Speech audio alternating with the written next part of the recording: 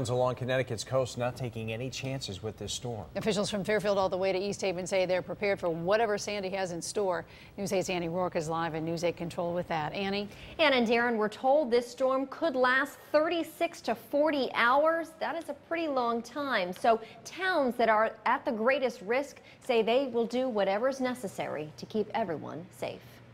Most towns along the vulnerable Connecticut coastline have decided better to be safe than sorry. Today, Fairfield's first selectman rolled out their plan for their emergency operations center, saying they did learn from Irene and the autumn nor'easter last year. We had kind of 2 practice runs at this. We've gone back, we've modified our procedures. Most importantly in the communication area to make sure we're getting more information out sooner to our residents. A sentiment echoed in Milford. You always have to prepare for the worst. We're hopeful that this is not that this is going to be a storm that passes us by. Mayor Ben Blake says they will be opening a shelter at Jonathan Law if necessary.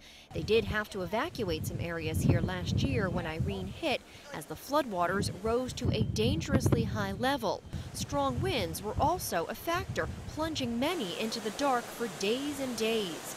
The police and the fire department here have put their contingency plans in place. They will have all shifts working. The police department, like in all storms, we're prepared to provide security. Any affected areas, any areas that may have to be evacuated, will remain down there in force to protect those areas. In possibly the hardest hit area, Cozy Beach and East Haven, they are bracing for round 2. Today, State Senator Len Fasano talked to residents here who were busy boarding up their houses once again.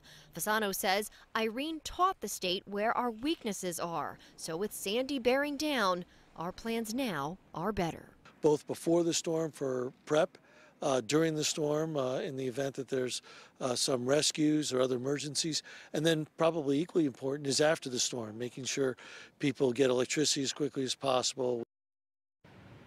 Now, many towns have been handing out lists of emergency numbers. That is a good thing to have, so you can contact your local town hall if you want one of those. Also, we are told you should contact your utility company directly if you lose power, because the police and fire departments will be very busy.